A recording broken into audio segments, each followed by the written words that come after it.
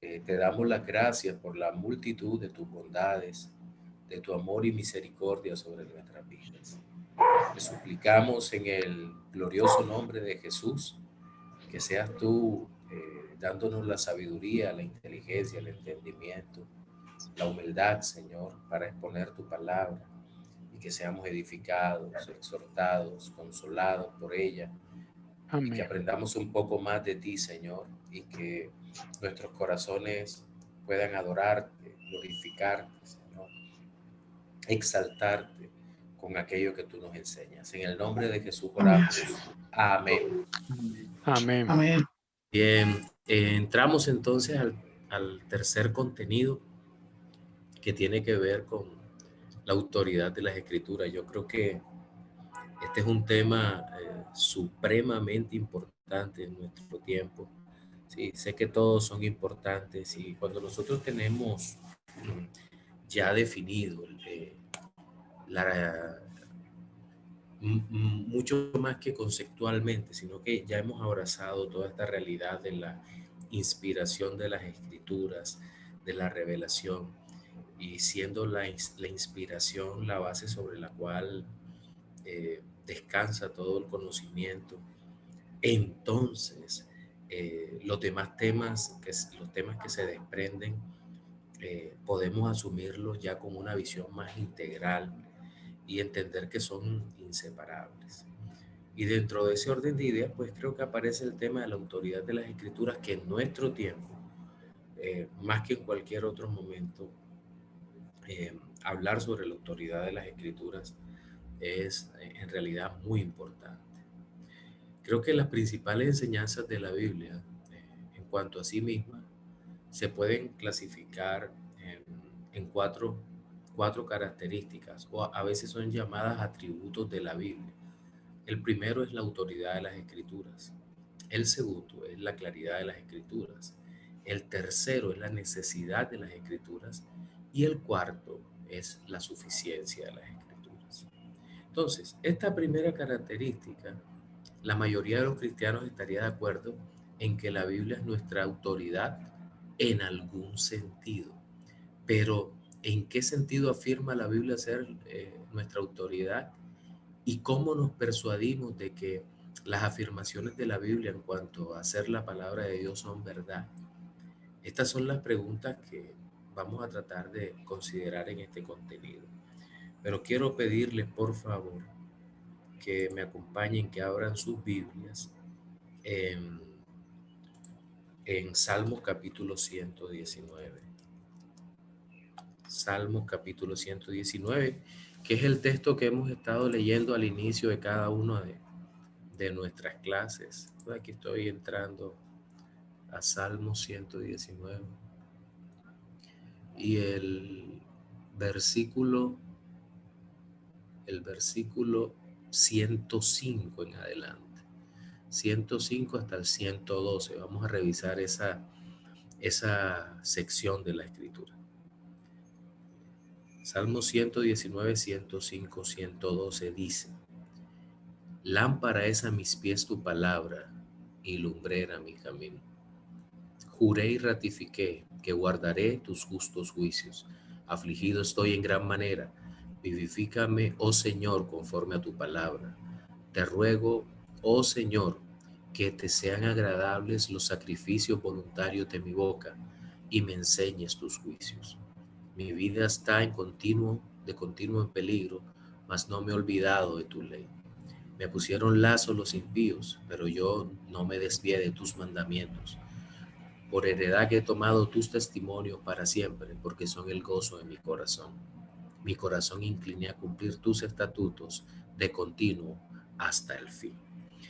Si nos damos cuenta, creo que este es uno de las secciones de Salmo 119 que, que más conocemos.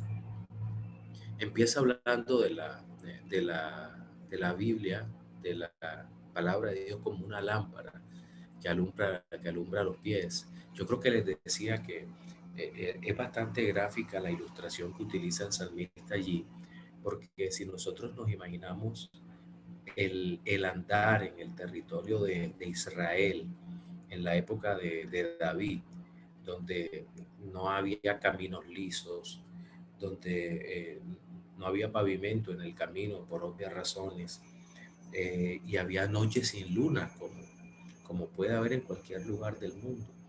Era invaluable el poder tener una lámpara en la mano que pudiera alumbrar el camino. En este sentido, creo que la autoridad de la escritura eh, no solo regula nuestra vida, nuestro comportamiento, o lo que nosotros llamaríamos el aspecto ético de nuestra vida, sino que va muchísimo más allá. Recordemos que siempre que en Salmos encontramos camino, eh, tiene que ver con la forma como nos acercamos a Dios de acuerdo a su palabra. ¿Se acuerdan? Salmos capítulo 1, dice, bienaventurado el varón que no anduvo en camino de malos, en sendas de malos, ni en silla de escarnecedores se ha sentado, sino que en la ley del Señor medita día y noche.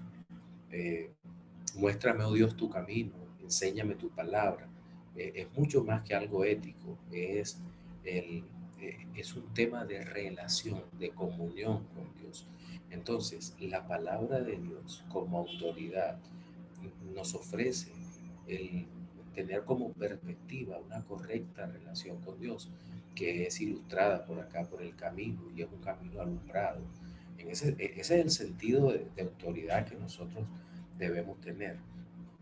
Ahora, ¿por qué decimos eso? Creo que más adelante vamos a ver, y ya hemos visto que en nuestro tiempo posmoderno, eh, donde la verdad que es muy poco valorada, el sentido de autoridad se pierde en todos los aspectos. Parece ser que todo el mundo quiere que la anarquía reine, que la anarquía sea su guía, y la anarquía no conduce a ninguna parte.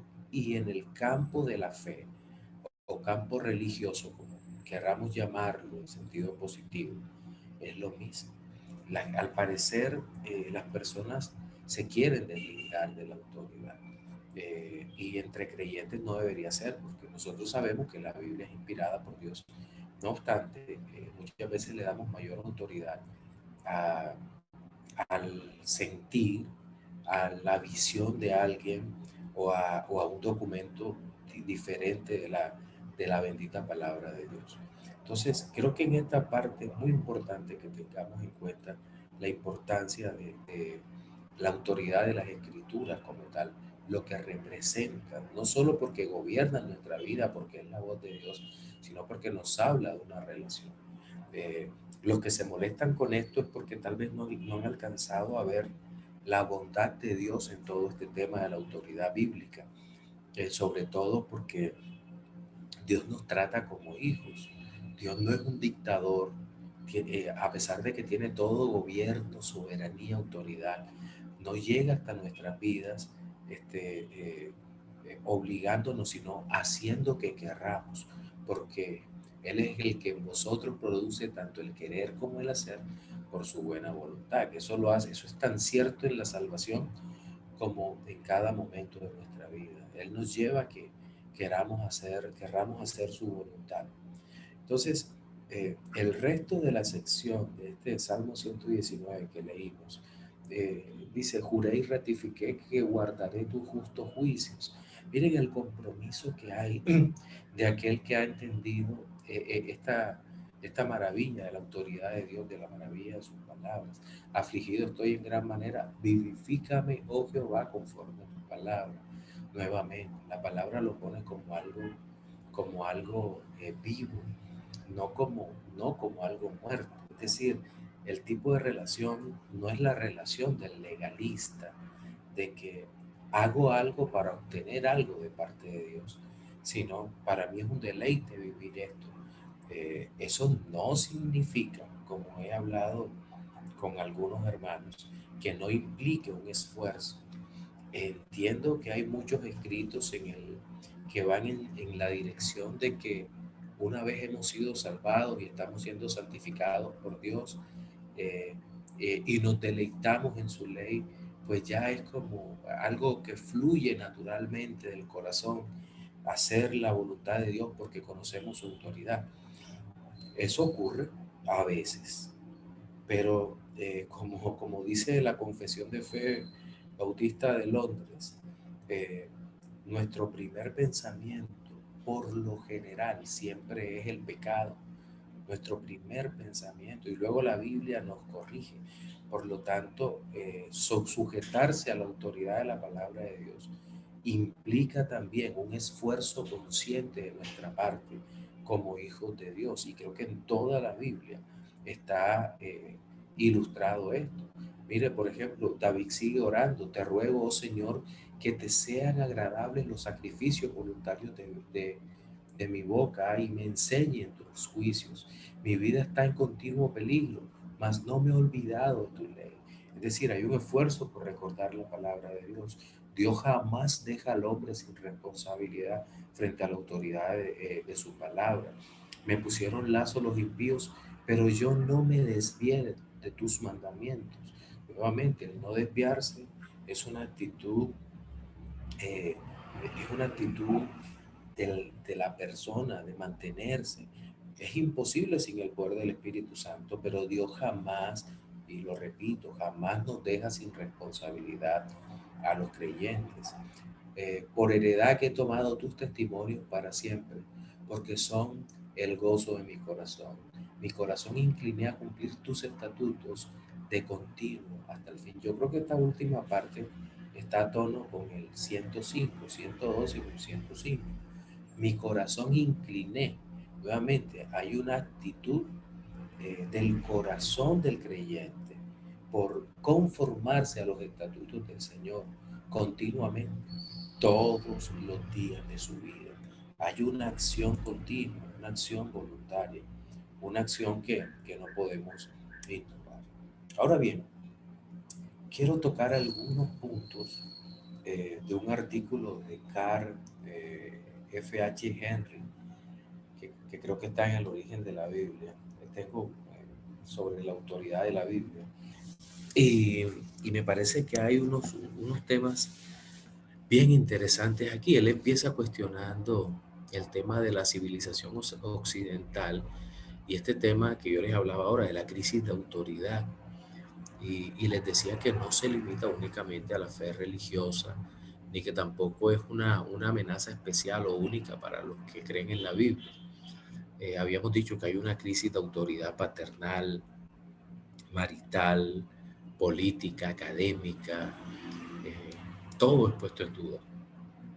Nosotros podríamos pensar que eso es por la forma, con la dinámica del mundo actual, que tiene esa tendencia relativista y cómo ha afectado ese relativismo en donde para ellos no hay verdades absolutas, y cómo mueven todas las estructuras de autoridad que existente, y naturalmente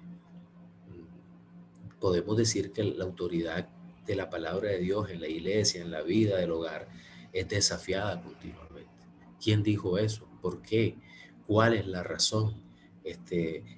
Incluso muchas veces, y esto lo agrego yo, para burlar la autoridad eclesiástica, eh, se recrean de forma artificial instituciones que no están vigentes en este tiempo. Por ejemplo, la institución profética se ha recreado continuamente para crear caos en el interior de las iglesias. El pastor ha predicado la palabra, sí, pero el profeta dice. Entonces ya se crea un conflicto inexistente entre lo que la iglesia dice y lo que la profecía dice, cuando en realidad lo que se está tratando de hacer es llevar la profecía en una dirección totalmente diferente de lo que realmente la palabra de Dios dice. Es la institución profética hoy en día no existe. La institución profética y la institución sacerdotal existieron al mismo tiempo, de manera paralela, como un contrapeso para la autoridad de Dios, por si acaso se corrompía en ese momento el sacerdocio arónico y todo el orden levítico. Obviamente, cuando eso se corrompía y cuando la monarquía se corrompe y cuando el pueblo se corrompe, aparece alguien que viene desde afuera, que no hace parte del establishment como en la política actual, no hace parte de las instituciones, sino que simplemente llega con la autoridad de Dios y dice, así dice el Señor, habla siendo inspirado por Dios, habla algo que Dios le ha revelado, pero ante todo, habla con la autoridad de Dios. Y podemos citar tal vez un caso dramático en el Antiguo Testamento como el del profeta Elías. El profeta Elías se presenta, disculpen, se presenta sin genealogías, sin una hoja de vida, mal vestido, con su cabello largo en medio del desierto, y simplemente le habla a la institución malvada, a la institución corrupta, al pueblo idólatra, y habla sucesivamente de parte del Señor. Y, y confronta a la institución que está allí como parte de la autoridad. Yo no sé si alcanzamos nosotros a apreciar, eh, a apreciar la importancia de la palabra como autoridad en ese contexto, sobre todo en el mundo en el mundo en el que vivimos. Hoy precisamente leía algo sobre el poder de las Big Tech, de las grandes empresas de tecnología, que censuran al quien quieren, eh, le cierran las cuentas al quien quieren, sobre todo que sean conservadores cristianos, que estén hablando en contra de toda esta agenda globalista, y que estén hablando en contra de las políticas corruptas que se tratan de implementar hoy en día. Y resulta que eh, que en momentos como este es cuando más se requiere la voz que salga de la Biblia, esa voz de autoridad que sea capaz de confrontar a cualquier precio lo que el mundo trata de hacer. Entonces, toda esta rebelión en contra de la Biblia, de tratar de eliminarla, de tratar de crear un mundo utópico, que en vez de ser un mundo utópico terminará siendo una terrible distopía, es decir, todo lo contrario de ese mundo de felicidad y gozo, va a ser un mundo triste, distópico, en donde los hombres anhelan el fruto de Dios, pero sin Dios. Y, y obviamente Dios no les va a dar lo que es suyo. Se necesita la autoridad de la Escritura. Dios le ha dado poder al hombre, le ha dado autoridad, pero eso es como dice Henry, un fideicomiso divino, una mayordomía. Eh, Todas las criaturas son moralmente responsables por el buen o mal uso que hagan del poder. Y en la sociedad humana caída, Dios instituye el gobierno civil para la promoción de la justicia y el orden como tal. En el capítulo 13 de Romanos hay una clara muestra de esa autoridad civil. Si ustedes me permiten, vamos a leer unos cuantos versículos ahí. Disculpen que vaya tan rápido. En algún momento vamos a tener oportunidad de interactuar nuevamente. Romanos 13 dice, sométase toda persona a las autoridades superiores, porque no hay autoridad sino de parte de Dios, y las que hay por Dios han sido establecidas. De modo que quien se pone a la autoridad, que a lo establecido por Dios resiste, y los que resisten acarrean condenación para sí mismos. Naturalmente, eh, todo esto está supeditado, o la obediencia a este tipo de autoridad no es una obediencia sin límites, es una obediencia que depende por entero de que la autoridad no nos pida que hagamos algo que está en contra de la palabra de Dios y, en fin, en contra de nuestra propia conciencia como tal. Entonces, eh, nosotros solamente se justificaría el- la resistencia civil pacífica cuando las autoridades se han corrompido hasta un nivel terrible que nosotros simplemente les diríamos, no, no podemos hacer esto y no estamos de acuerdo con la autoridad. Pero en cuanto a la autoridad de la palabra de Dios, es autoridad.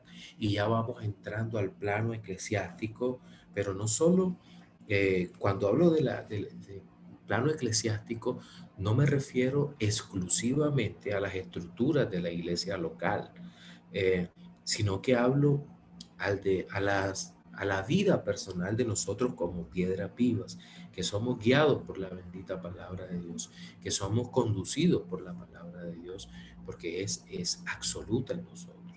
La palabra de Dios da unas órdenes particulares al interior de la iglesia, eh, donde nos dice cómo están estructuradas ancianos y diáconos que están al frente de la iglesia, qué tipo de decisiones puede o no tomar la membresía, si nosotros podemos o debemos hacernos miembros o no de una iglesia local, cuánta autoridad tienen los pastores, cuál es el límite de autoridad de los pastores, todo eso está en las escrituras.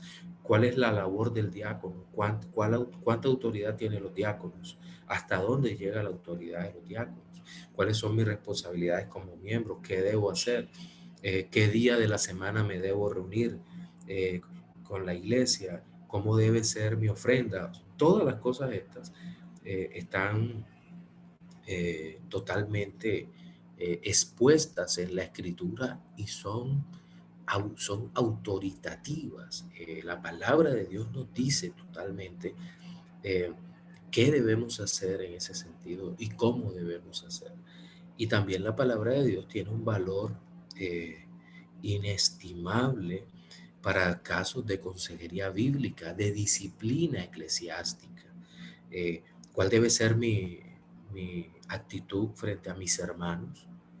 ¿Cómo debo vivir para con ellos? ¿Cuál debe ser mi trato con las hermanas? Todas las cosas. ¿Cuál debe ser mi respeto hacia los ancianos? En fin, y sobre todo a nivel de hogar, ¿cómo debo tratar a mis hijos, a mi esposa? Que si soy hijo, ¿cómo debo tratar a mis padres en el sentido de honrarlos? ¿Cómo debo tratar a los demás familiares?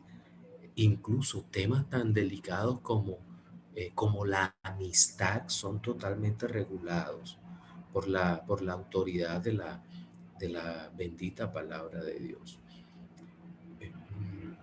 Ahora, dentro de las iglesias cristianas ha habido un serio problema y es con el ingreso vedado del liberalismo teológico y la neortodoxia. ¿Por qué? Porque si partimos eh, y esto es una nota que tengo acá, si partimos desde el sentimentalismo, del método místico de Schlemacher, eh, de que lo que siento es lo que tiene valor, cuando incluso yo creo que ustedes se acuerdan, hoy ya lo he mencionado, que una de las frases favoritas de los hombres de este tiempo es: si te da paz, hazlo, incluso dentro del cristianismo. Y de hecho, Dios me puede llevar a hacer cosas que no me den paz, porque la palabra de Dios en ese sentido lo que cuenta es la gloria de Dios, no lo que me dé paz. Recuerdo que hace años un amigo le hacía una broma a una hermana porque no me acuerdo de qué estaban hablando y y la joven dijo: de todos modos, yo tengo mi conciencia tranquila. Y él respondió: tranquila sí, limpia no.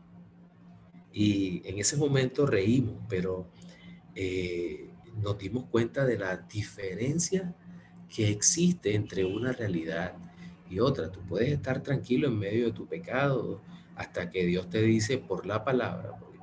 Puedes estar en un caso de que la conciencia no ha estado suficientemente afinada, pero cuando llega la palabra de Dios a tu vida, que es totalmente autoritaria, inmediatamente lo que es borroso se hace claro y hace ver nuestro pecado y cómo el pecado puede estarnos afectando tan profunda y terriblemente en nuestra vida.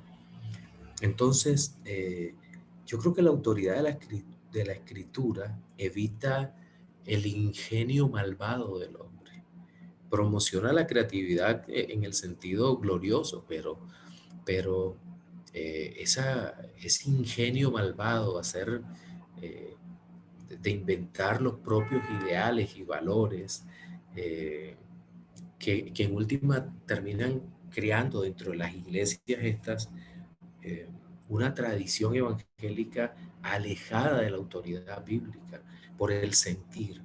Igual la neortodoxia en esa misma dirección hizo muchísimo daño, porque lo importante era, lo que la Biblia pudiera hacerme vivir, hacerme sentir, eh, y terminó apartando todo sentido de autoridad.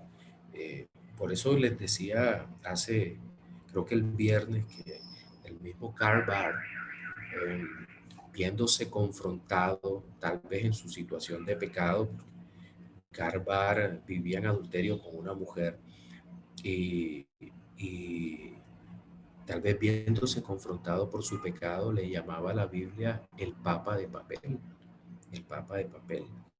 Y seguramente por todo esto, que la escritura es clara en cuanto a situaciones particulares de nuestra vida. Y como dice la primera carta de Juan, que si nuestra conciencia no nos exhorta, mayor que nuestra conciencia es la palabra de Dios, que a través de su Espíritu Santo nos confronta con nuestro propio pecado, con nuestra propia eh, maldad como tal, porque pone delante de nosotros principios eternos. No solamente eh, es nuestra conciencia, sino los principios eternos, imperecederos, que están allí frente a nosotros en la bendita palabra de Dios. Entonces, ya sabemos que el rechazo de la autoridad divina acarrea condenación para el hombre. Ya lo vimos en aquellos que no escucharon la voz de los profetas, y podemos citar no solo los malvados reyes de Israel, el reino del norte, que cayeron uno tras otro debido a su propia maldad. No solo fue el malvado Acab, podríamos citar a Joroboam, a Omri, que la escritura dice que hizo lo malo ante los ojos de Dios más que todos los otros reyes, y después su hijo fue peor que él. Y podríamos también citar a, a Oseas, que fue otro rey, pero no solo en el reino del norte. Piense usted en Judá, en el reino del sur, donde estaba la descendencia, la línea generacional de la cual vendría nuestro Señor. No encontramos hombres que claramente la Biblia dice, e hizo lo malo delante de los ojos del Señor. Desde el primero de los reyes, que fue Saúl, hasta el último de los reyes, nosotros encontramos fallas morales y fallas en su relación con Dios terribles en medio de todo eso, que nos muestran claramente que hay eh, un rechazo a la autoridad profética en ese momento, la palabra de Dios, la palabra profética más segura, y vemos hombres tan santos como el caso de Usías, el mismo rey Azarías, que este hombre quiso entrar en el tabernáculo, en el templo, para ofrecerle al Señor, con el incienso, ofrenda delante del Señor, y los sacerdotes se levantaron, y a pesar de que era un rey muy amado, le dijeron, eso no te va a salir bien, deja el incensario allí. Y el resultado fue que aquel hombre murió leproso. El gran rey Usías murió leproso en una casa aparte, sin poder disfrutar de sus familias, por rechazar la bendita autoridad de Dios. Y así muchos reyes que rechazaron la autoridad de Dios en ese sentido, y sufrieron las consecuencias del rechazo de la autoridad bíblica, porque Dios no negocia su autoridad. El mismo Dios que es soberano en el Antiguo Testamento, el Antiguo Pacto, es soberano en el Nuevo Testamento. Lo vemos con total claridad. Dios hace un llamado al arrepentimiento. Eh, Lo vemos en el caso de Ananías y Zafira, por ejemplo. Convienen en mentirle al Señor y el resultado es la muerte para ambos. Eh, Más adelante podemos ver más ejemplos de hombres que fueron juzgados por no aceptar la autoridad de las escrituras, ya en boca de los apóstoles, naturalmente, en boca del Señor, naturalmente. Entonces, aunque vivamos en un tiempo que se llama el tiempo de la posverdad, o que le llamen así el tiempo de la posverdad, que se caracteriza por el sinsentido y todo, la Biblia sigue siendo la palabra autoritaria de Dios. Él es fiel, Él es bueno. Hoy justamente leía, eh, creo que era Edwin Lotzer, en 7 razones para creer en la Biblia, algo que me llamaba la atención. No era Lotzer, era diccionario de aparentes contradicciones de la Biblia, de Santiago Esquain. Es una actualización que creo que salió a fines del siglo pasado. Es un volumen más o menos grande que divide las aparentes contradicciones bíblicas en doctrinales, de manuscritos, sobre historia, en fin. Pero es un libro interesantísimo que sé que a ustedes les puede llegar a fascinar. Ojalá cuando lo vean en la librería lo adquieran. Pero me llama la atención que eh, cuando él explica el tema eh, de si Dios ha cambiado el trato con los hombres, y dice que cuando creó a Adán, el séptimo día, Dios dice que vio la creación y dijo que era buena en gran manera. Y en Génesis 6 dice que Dios se arrepintió de haber creado al hombre. Y el hombre explica de una manera facilita la aparente contradicción diciendo, eh, Dios no ha cambiado para nada, Dios es bueno, es la formulación de la escritura, en todo tiempo es bueno. Eh, pero entonces, ¿qué ha cambiado? El que ha cambiado es el hombre, Dios sigue siendo bueno. Pero ¿por qué cambia Dios el trato con el hombre en ese caso? Porque el hombre ha caído, el hombre se ha vuelto infiel, porque ha sido rebelde a la autoridad bíblica. Y el resultado es que le está ocurriendo lo que Dios ya le había advertido. ¿Qué era lo que Dios le había advertido? Si tú comieres del árbol del conocimiento de la ciencia y del bien y del mal, ciertamente morirás. Ciertamente morirás. Entonces, aquí lo que tenemos es que Dios se permanece para siempre inmutable en su trato. ¿Por qué? Porque Dios es perfecto en su bondad, en su gracia y su misericordia, pero también es perfecto en su justicia y en su ira. Y entonces, ¿qué pasa? Que el comportamiento perverso de nosotros los hombres lo ha llevado no a cambiar en su esencia, porque Él se ha mantenido, sino a cambiar su trato con los pecadores e impíos. Entonces, nosotros vemos cómo la Biblia es autoritaria en todos esos casos. Y ni siquiera estábamos presentando una casuística extensa, sino simplemente una forma como vemos que la autoridad de la Biblia nos permite entender que que rige todos los eventos del hombre, tanto las situaciones en las cuales nosotros estamos en una buena relación con Dios, como aquellas cuando nos levantamos contra, contra Dios. Ahora bien, ya para darles paso a ustedes para que hagan preguntas, mm, ya hemos dicho del rechazo de la autoridad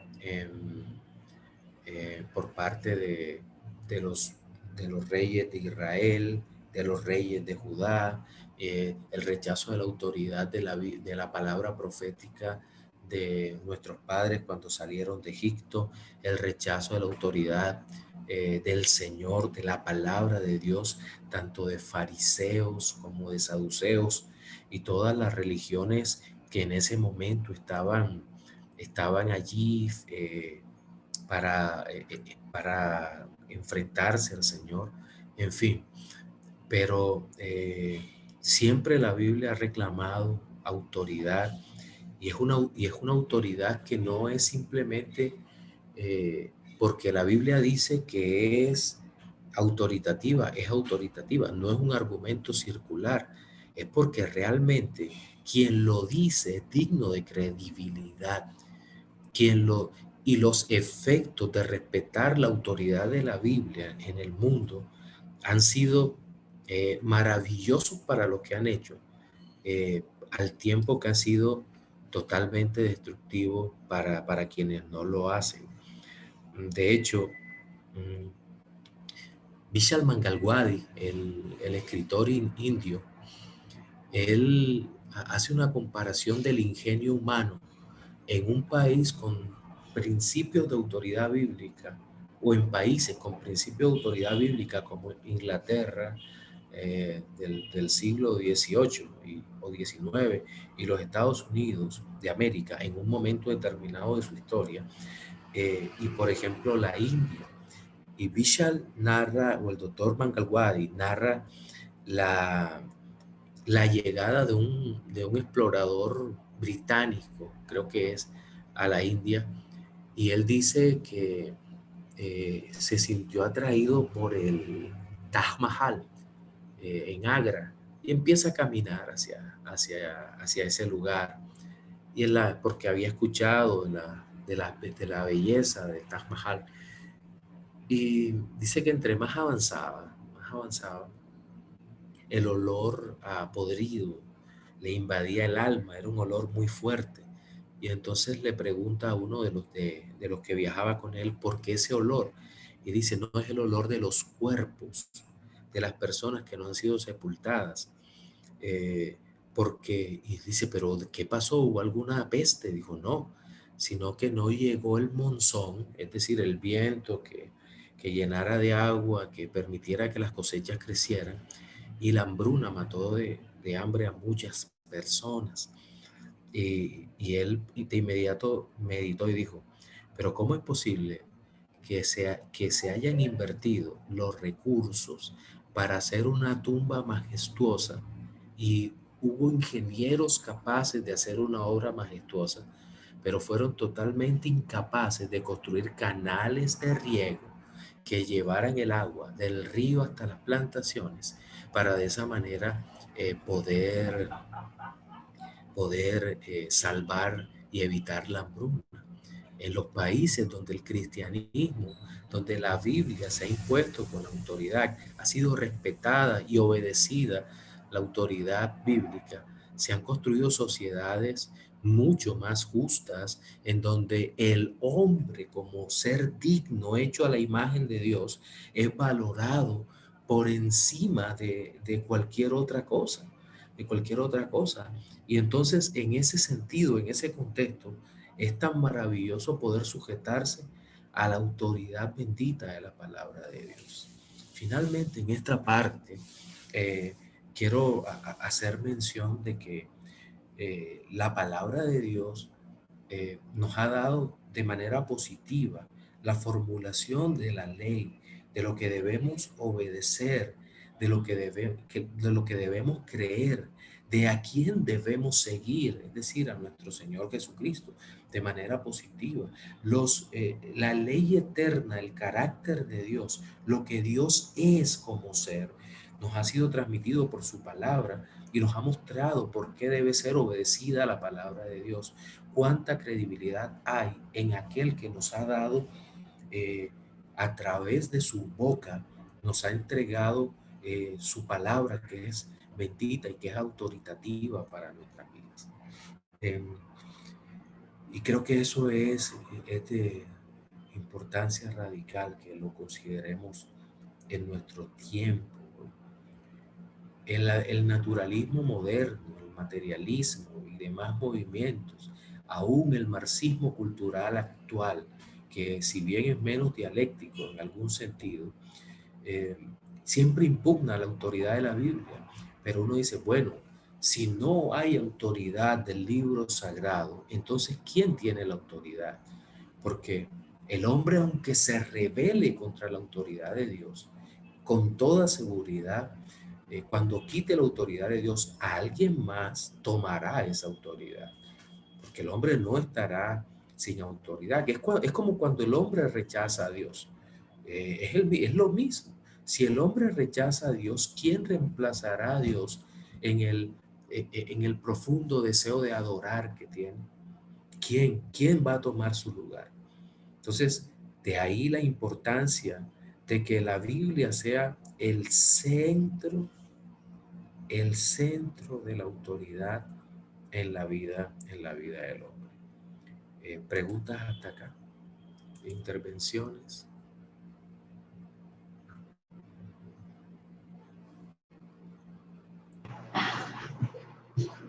Pastor, Adelante, mi hermano.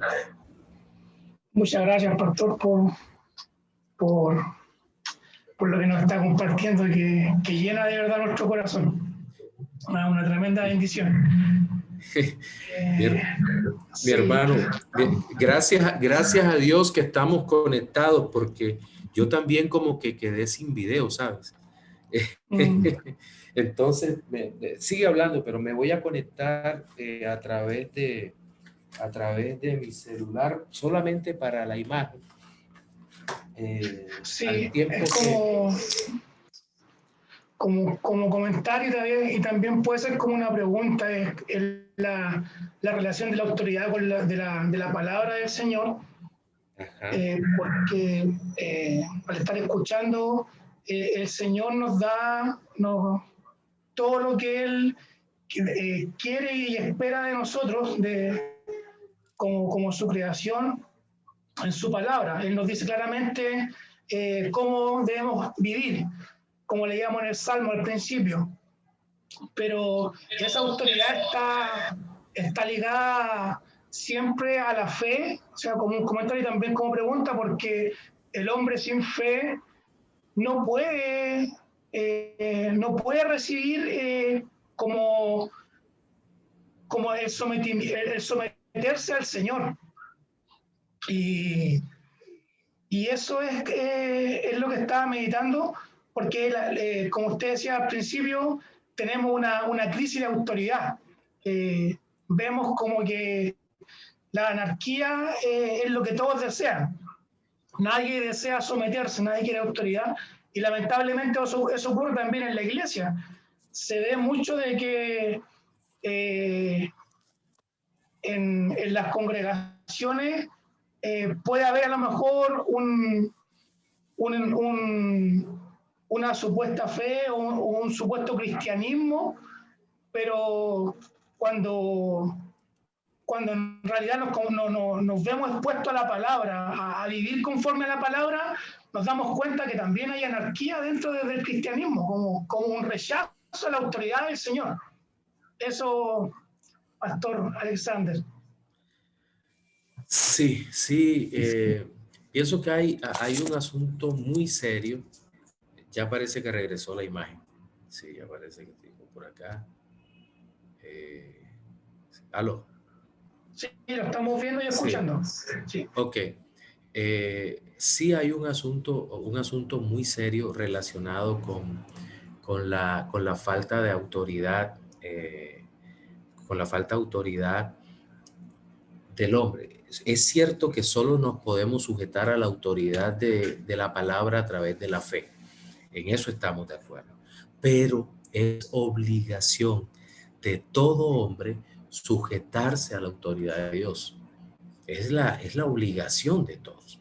Eh, es ineludible el asunto de que como seres humanos nos tenemos que sujetar al Señor. Y es ahí donde el pecado se hace muchísimo más grave, totalmente grave. Eh, y termina destruyendo el alma de una manera terrible. En cuanto a la iglesia, mi hermano, que tú me decías ahora, claro que hay una anarquía terrible en la iglesia. Y hay una anarquía terrible en la iglesia porque justamente el concepto de autoridad que se tiene hoy en día no es el concepto de autoridad que la Biblia presenta. No es el concepto de autoridad, sino en donde siempre hay unos intereses promovidos por el orgullo personal y, y ese orgullo personal, sin lugar a dudas, nos lleva a rebelarnos contra la palabra de Dios. De tal manera que no se tiene o no se considera lo que Dios ha dicho, sino lo que cualquier otra persona, incluso cualquiera de nosotros en nuestro corazón, podemos, podemos tener escondidos realmente unos deseos orgullosos de figurar que solamente quedan expuestos con el tiempo en la misericordia de nuestro Dios. Nos muestra cuán terrible es realmente nuestra situación. Disculpen, ya les doy paso a ustedes. Déjenme bloqueo acá. Déjenme bloqueo un segundito acá. Y les pido por favor que me den 2 minutos mientras busco el otro audífono. ¿Oyeron? Vamos a ver acá.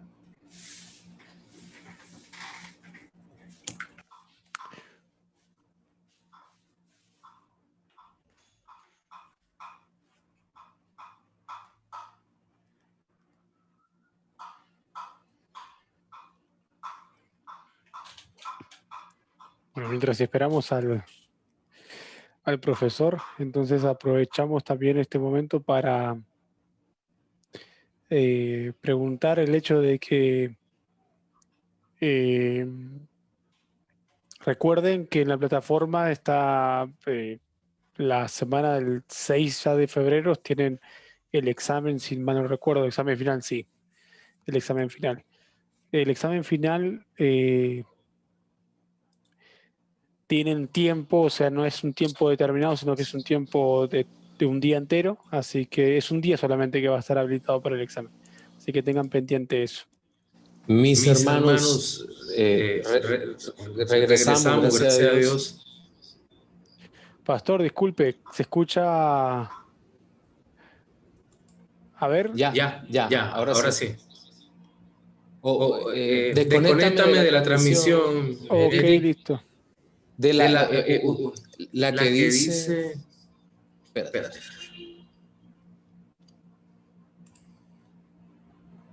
A ver. Ya, ahora sí.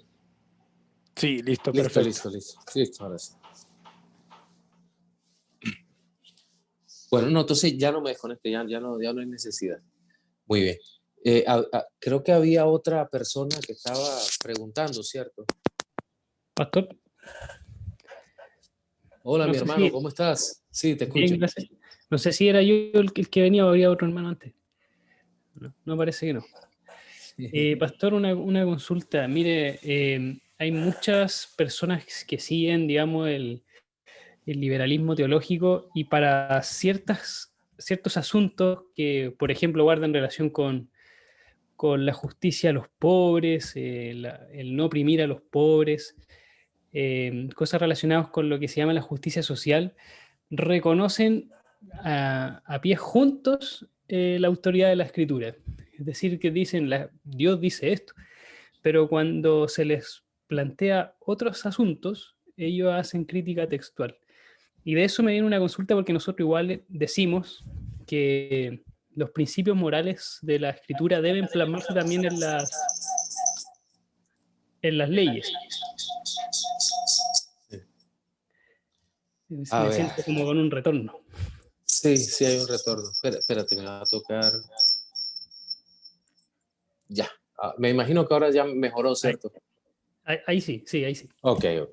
Bien, ese tema de la justicia social ha tomado, creo que en los últimos 8 años, una importancia en el mundo cristiano terrible. Incluso creo que fue motivo de discusión entre Al Mohler y John MacArthur en los Estados Unidos por los enfoques totalmente distintos que tenían ambos sobre el tema de la justicia social como tal. Creo que el grave problema de este tema de la justicia social ha sido sobre todo el beber de las fuentes de las teologías de izquierda de Moltmann, porque a veces nosotros en Latinoamérica tenemos la ingenua creencia, te lo digo por mí, de que únicamente la teología de la liberación hizo, hizo esas aproximaciones hacia la justicia social.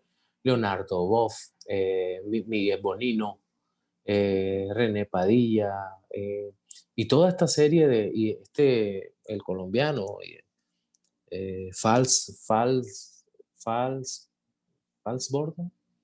creo que era el otro. Bueno, era una serie de teólogos, Camilo Torres, el cura guerrillero, en fin, y toda Latinoamérica estuvo invadida por mucho tiempo de esa teología revolucionaria que hablaba sobre la justicia social. La diferencia con la teología socialista de Moltmann, digamos que fueron mucho más inteligentes para infiltrarse al interior de las toldas conservadoras, hasta el punto que, por ejemplo,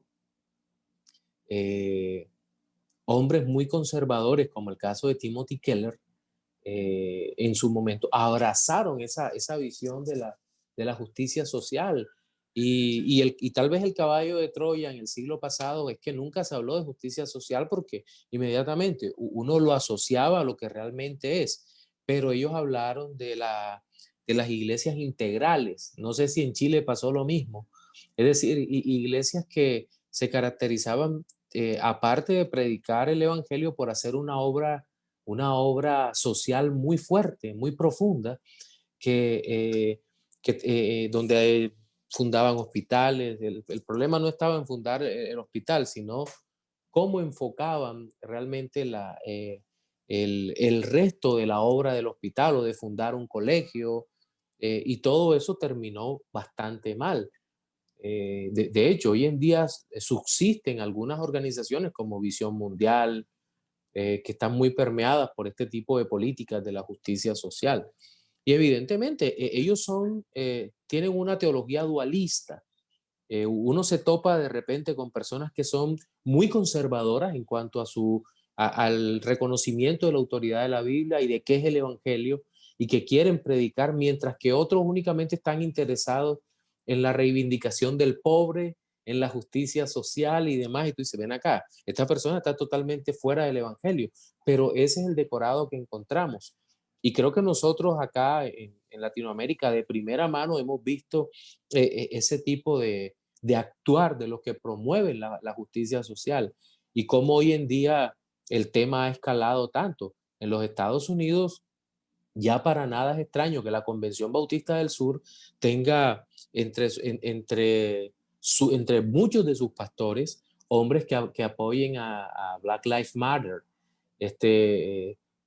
hombres que apoyen estos movimientos de reivindicación social, pastores que abiertamente izan la bandera LGBT en sus congregaciones, y todo este tipo de situaciones. Entonces, creo que el socavamiento de la autoridad de la escritura eh, viene dando pasos terribles.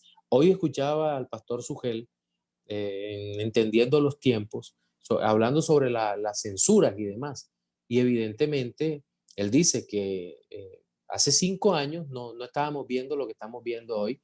Y hoy en día todos estos movimientos, el que no defienda la justicia social, el que no defienda la teología queer, el que no defienda todas estas cosas, es considerado un paria dentro de todo esto.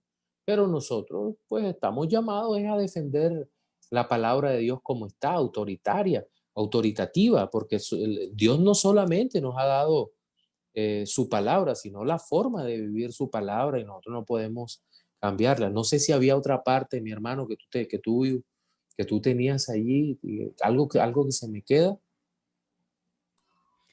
Sí, que nosotros sostenemos de que los principios morales que el Señor enseña en su palabra deben estar igual plasmados en la ley, porque de otra manera, ¿cómo se va a castigar al malo si no es por la justicia que Dios ha enseñado en su palabra? Pero ellos replican, o sea, los liberales replican de que no es posible eso porque eso sería evangelizar a la fuerza a una persona, es decir, someterla a la fuerza a la conducta cristiana. Sí, aquí hay dos cosas, mi hermano. Yo no estoy de acuerdo con el reconstruccionismo. Creo que es una forma artificial de traer a los pies de Cristo o llamar a la obediencia a los impíos. Pero tampoco estoy de acuerdo con la promulgación de leyes injustas o leyes que vayan en contra del corazón mismo primero de la palabra de Dios como ley positiva que ha sido pronunciada por el Señor en su palabra, el decálogo como tal. De tal razón que no puedo estar de acuerdo con el aborto en ninguna fase, porque la Biblia dice no matarás y una ley justa tiene que estar a tono con esa formulación teológica. Ahora también entiendo que hay una ley natural que también rechaza ese tipo de muerte. Por lo tanto, cualquier formulación que los hombres hagan positivamente en contra de lo que Dios ha establecido en su ley moral y de lo que el Señor ha establecido en su palabra como tal, no puede ser aceptada por los cristianos como tal. Por ejemplo, aquí en Colombia hay una ley que si tú habitas en un terreno baldío, construyes una casa en un terreno entre comillas baldío, y aparece el dueño después de 10 años, pero tú has hecho un reclamo ante la justicia, ese terreno es tuyo. Yo no puedo estar de acuerdo con esa ley, porque eso se llama en la Biblia robar. No puedo estar de acuerdo. Eso es un problema mío, gústele al que le guste, o problema tuyo o de otro, que si tenemos un terreno abandonado, que no es lo ideal, pero que si tenemos ese terreno abandonado, es problema de nosotros si lo dejamos 15, 20, 30 años y después queremos llegar a construir.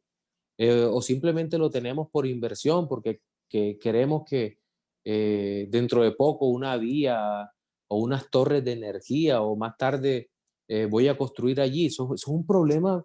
Si tengo el dinero y no lo quiero mover, eso es problema mío como tal.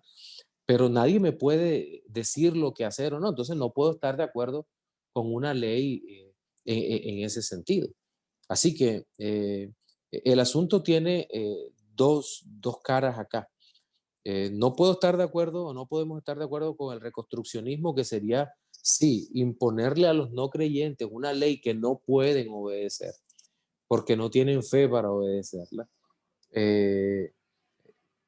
Y no podemos estar de acuerdo tampoco con las leyes injustas, es decir, con la formulación de una ley que afecte que afecte la naturaleza misma del ser. Por eso no podemos estar de acuerdo con una ley que permita que hombre y hombre se casen o mujer con mujer. Como dijo aquella reina aquí en Colombia, que todos nos burlamos y hoy en día es una declaración de todo de este tema de los LGBT.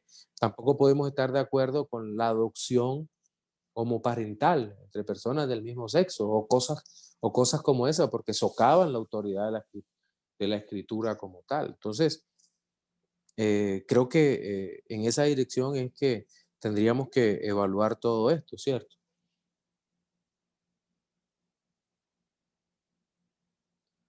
Sí. ¿Hay alguien más? Pastor, no sé si- Sí. Por acá.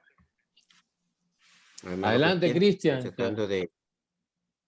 Tenido muchos problemas con la señal hoy día. Acá estamos complicados. El punto es para seguir la idea dentro del rechazo de la autoridad dentro de la vida de la iglesia. Es una demostración clara de ese rechazo cuando hoy día, porque en el primer ramo que hicimos en eclesiología, se vio mucho el tema se habló en más de una retroalimentación acerca de cómo hoy día las mujeres dentro de la iglesia están teniendo la autoridad de pastoras, entre comillas. Sí. Entonces, podemos ver eso como un síntoma claro que la iglesia de Cristo ha socavado la autoridad de la escritura en ese aspecto.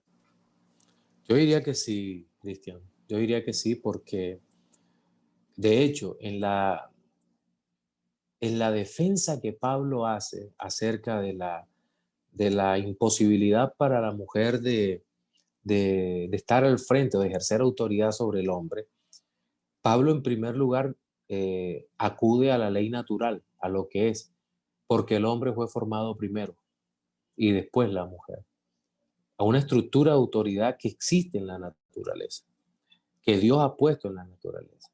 Y posteriormente, él se traslada a lo que, a lo que es en la iglesia, ya acude a la escritura, porque no permito que la mujer enseñe en la congregación.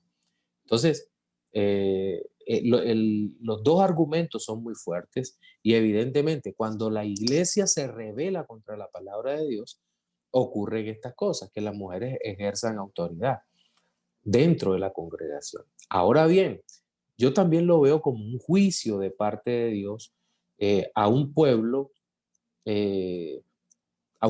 que ha abandonado su deber de escuchar a Dios y de hacer la voluntad de Dios, como lo presenta Isaías capítulo 3. ¿Recuerda? Porque sus gobernantes son muchachos y mujeres. En fin, personas que están menos capacitados o que no están capacitados, sea por la edad, por la madurez, y porque Dios no los ha puesto ahí para ejercer autoridad dentro de la iglesia. Ahora bien, ahora hablé sobre no estar capacitado. Alguien me podrá decir, pero hay mujeres que enseñan mejor que los hombres. Eso es pragmatismo. Eso es pragmatismo. No se trata de cuán capaz eres. Mira, si eso fuera así, mi mamá sería magnífica predicadora. Sería magnífica. Pero ella misma sabe que no puede hacerlo. No puede hacerlo. Ella misma dice, no, papi, yo me sujeto a la bendita palabra del Señor, porque aquí no es lo que tú quieras, sino es el sujetarse por la fe a la autoridad de la palabra del Señor. Y ahí está. Entonces, las mujeres tienen un ámbito glorioso de acción, un radio de acción maravilloso, enseñando a mujeres más jóvenes, enseñando a niños, conformándose a la palabra de Dios, luchando contra ese deseo de levantarse contra el hombre. Entiendo cómo la teología feminista que empezó por allá en los 60 afectó profundamente las raíces de la iglesia cristiana, y todo esto se ha metido tan profundamente en nuestra América Latina. Pero bueno, el Señor yo creo que está nuevamente haciéndonos regresar a la palabra de Dios y sujetarnos a la autoridad, que no es fácil. Somos iglesias muy jóvenes, que hemos cometido errores, hemos seguido cometiendo errores, pero el Señor nos ayuda en todo esto. Pastor, no sé si se escucha. No. Sí, sí se escucha. Ah, sí. Bueno, buenas tardes. Quería yo hacer más que nada un comentario y más que nada preguntar cuál es su opinión. Lo dejé anotado, así que... porque, bueno, yo creo que respecto a la autoridad de la escritura, en lo personal yo pienso que en la actualidad el ataque no es intentar de eliminarla, sino que yo pienso que la idea que tienen es cambiarla, hacer una reinterpretación, anularla, ridiculizarla. Y para eso yo creo que se sirven de varias cosas. He observado que se sirven de varios seminarios, se sirven de varios teólogos liberales, traductores, todo esto para poner una duda razonable en la escritura. Y mi pregunta va en cuál sería nuestro rol como iglesia, como cristianos, como discípulos de Jesús. Y lo otro también, sobre el tema de la justicia social, las reivindicaciones sociales, la necesidad, no sé, desde mi punto de vista, de la falta de cosmovisión bíblica de nosotros los cristianos en relación a la cosmovisión que enseñan las escuelas seculares a los miembros de nuestra iglesia, o la mayoría de los miembros de iglesia, por lo menos acá en Chile, estudian en colegios seculares, especialmente en regiones, y en colegios o universidades seculares. Entonces es muy fácil plantar algunos conceptos que después se ven plasmados en la teología liberal. No sé cuál sería Sí, su opinión. bueno, vamos a la primera, nuestro rol. Bueno, la Biblia dice que nosotros somos como iglesia columna y baluarte de la verdad, pero eso no lo vamos a poder hacer si no tenemos una preparación bíblica y teológica seria. Y me refiero a que nosotros tenemos que conocer la Biblia, sin lugar a dudas. Y creo que el grave problema de la iglesia es que no conoce la Biblia y su autoridad. Martín Lutero decía que no había nada más temible para un cura justo en los años posteriores a la Reforma, que un pastor de una pequeña iglesia con su Biblia. Y hoy en día tú te das cuenta que los pastores les tienen miedo a los curas. No son capaces de tener un debate y no han sido capaces de tener un debate por el tema teológico. Alguna vez me encontraba con un amigo que es teólogo católico en un supermercado acá, en una gran superficie, y me dice, Ale, ¿que estás de pastor? Le decía, sí, ya tengo algún tiempo como pastor. Entonces, no, tú sabes que yo soy teólogo católico. Y fíjate lo que me dice que me vas a reprender. Y yo dije, no te voy a reprender. ¿Por qué lo haría? Si mi propósito en última ni siquiera es ridiculizarte, sino que hablemos y presentarte el evangelio.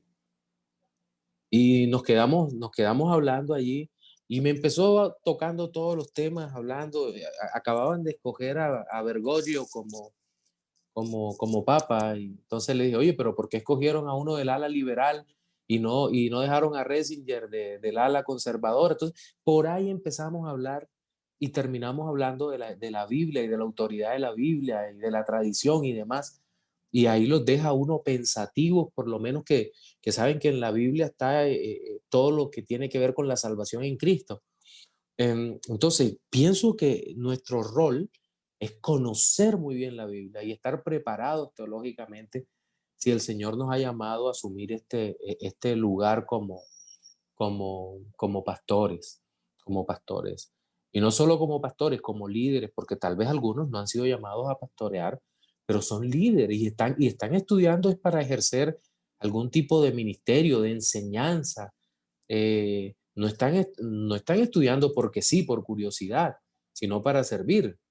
Y creo que en ese sentido debemos estar preparados para toda buena obra y para hacer una defensa adecuada, sobre todo en este tiempo que es tan complejo, donde hay tanto relativismo y subjetividad en medio de todo esto. Y la segunda pregunta, tú hablabas algo de la justicia social, pero tú fuiste muy puntual, me preguntaste algo. Más que nada con el tema de la cosmovisión bíblica. Ok. De la cosmovisión bíblica y de cómo formar a miembros de iglesia con una cosmovisión bíblica. Por ejemplo, en Chile no Claro, existe universidad evangélica, por lo tanto nuestra cosmovisión en cada una de las áreas, por ejemplo, en la está administración, fragmentada. Sí, claro, entonces ellos tienen una visión, pero no siempre son capaces de entender sus profesiones a través de la cosmovisión bíblica. Entonces es muy fácil sí, instalar conceptos, por ejemplo, en el área de ciencias sociales, con el tema de la reivindicación social, claro que sí. que después sirven de utilidad para la teología liberal. Claro, es más, fíjate, sobre ese tema, creo que a final de 2018 o mitad de 2018, estuve en Venezuela dictando cosmovisión bíblica. Estaba bastante temeroso porque yo decía, bueno, entra alguien del SEBIN aquí y si me va bien, me deportan para Colombia. Si me va bien. Porque me acuerdo que dentro de los temas que en ese momento estaba dando era debido a una pregunta que salió del auditorio, es por qué un cristiano no podía ser socialista, progresista o demás. Esa fue la pregunta específicamente. Y entonces abordé la pregunta mostrando la incompatibilidad de las dos cosmovisiones, porque el socialismo no es un partido político, sino una cosmovisión, una forma absoluta, rígida e impositiva de ver la vida. Y el cristianismo es una visión total de la vida. Entonces, son cosmovisiones en conflicto como tal, porque ambas reclaman autoridad y poder ingerir en todos los espacios de la vida. Entonces, si el cristiano entiende lo que es una cosmovisión bíblica adecuada, seguramente va a poder incluso pensar mejor sobre la forma como debe actuar frente a cada evento de su vida. Si hay unas elecciones, por quién debo votar, sobre todo en nuestros países en que de los 5 candidatos, y si los evaluamos en cuanto a su maldad del 1 al 10, creo que todos estarían entre 10 y 9. Todos son muy malos candidatos. Entonces nos toca entrar a evaluar y escoger a veces el mal menor. Es una cuestión terrible, pero una cosmovisión adecuada nos ayuda en eso. Ahora, esos elementos que tú mencionas de la justicia social, y no solo eso, sino elementos frontales del marxismo cultural de la Escuela de Frankfurt, han entrado dentro de todos los grupos políticos. ¿Por qué? Porque todas estas minorías de alguna manera representan votos. O como lo dice la teoría del public choice, que lo que en últimas importa para ellos, habiendo ganado una vez la elección, ya están pensando en la que viene inmediatamente. Y a ellos no les interesa al político más nada, sino ver cuánta más cantidad de personas puedo incluir dentro de mi movimiento, pero para mantenerme dentro del poder.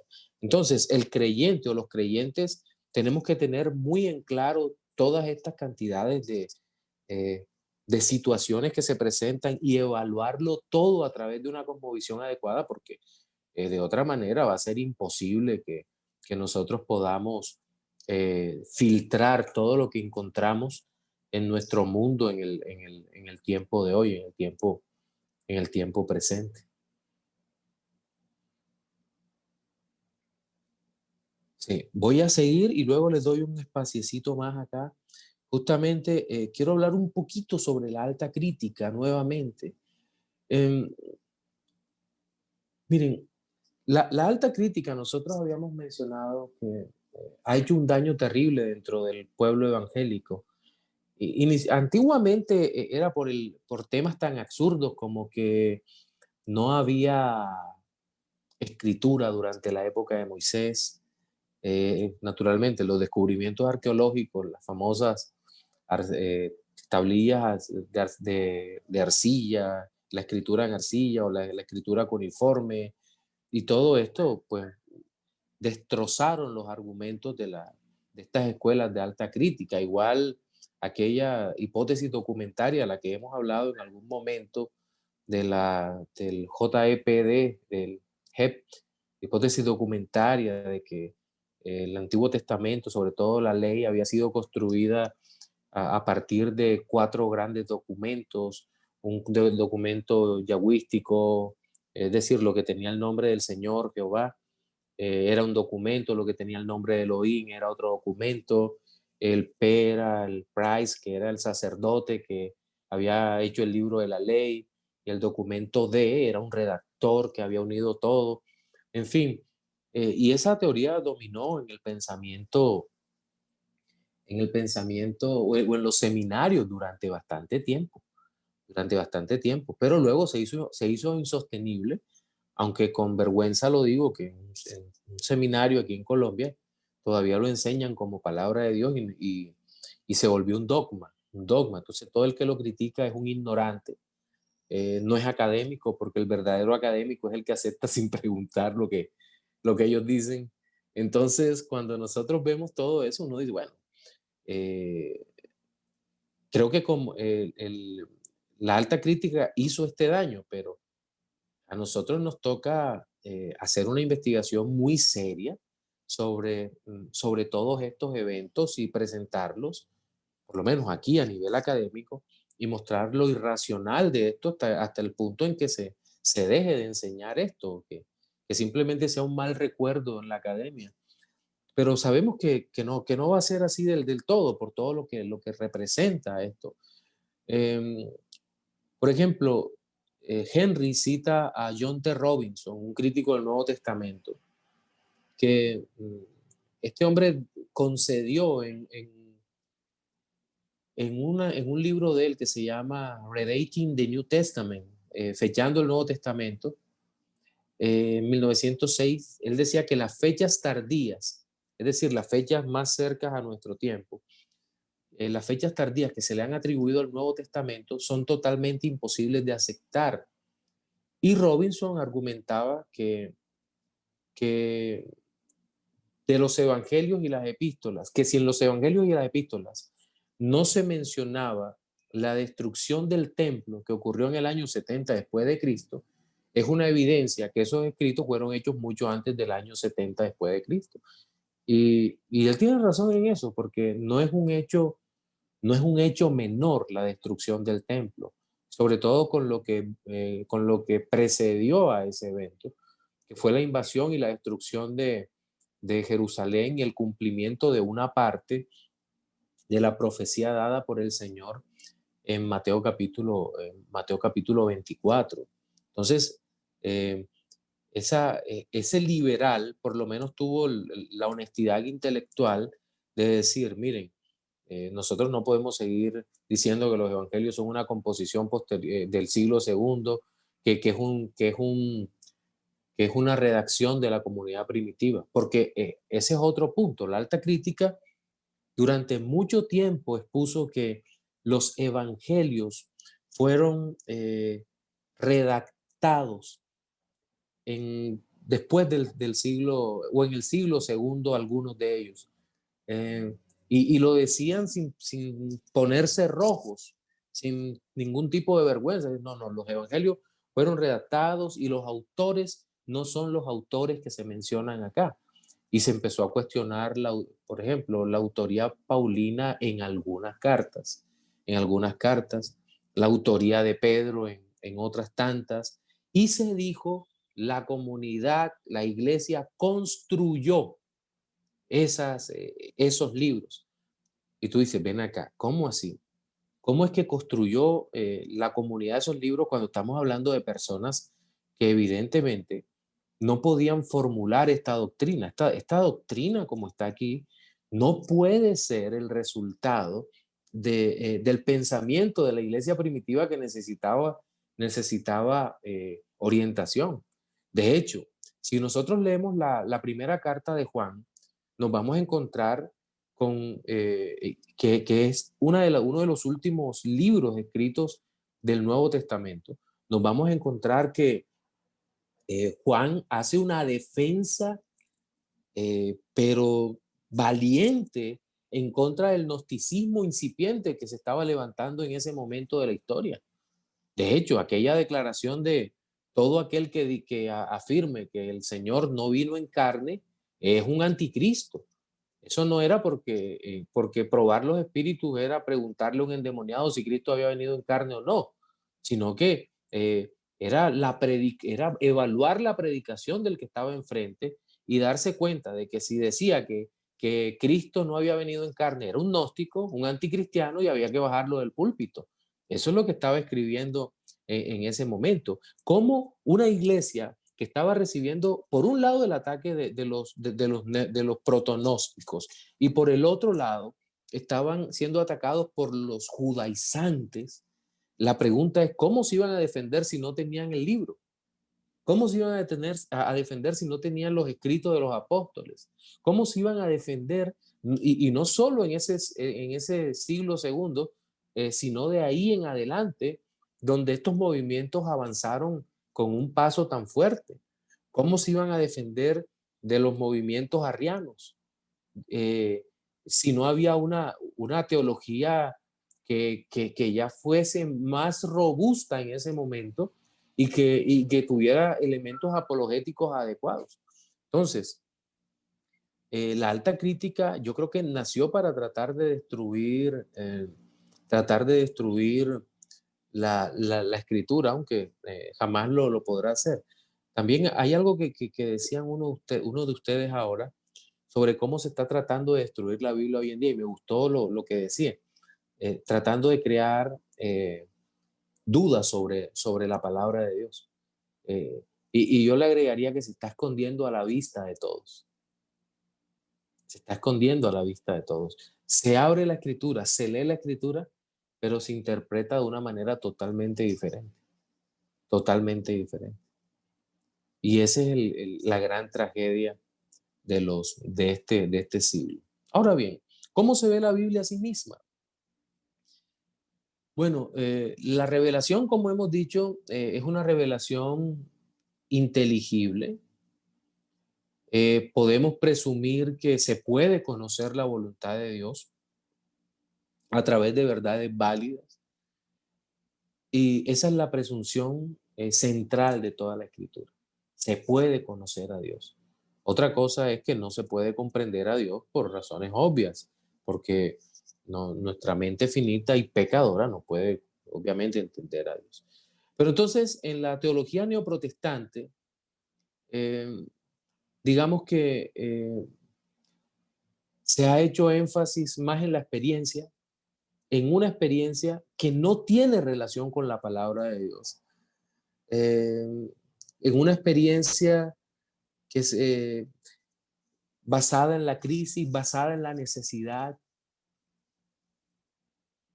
y que no respeta en última la autoridad de la Biblia. Cuando la Biblia dice claramente, esto es lo que quiero presentarlo. De hecho, si nosotros preguntáramos qué es la vida eterna, la misma palabra de Dios nos dice, y esta es la vida eterna, que te conozcan a ti, al único Dios verdadero y a Jesucristo a quien has enviado.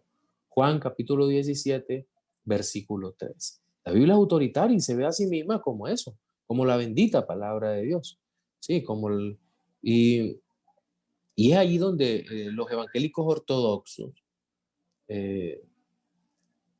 entendemos de esa manera la revelación de Dios.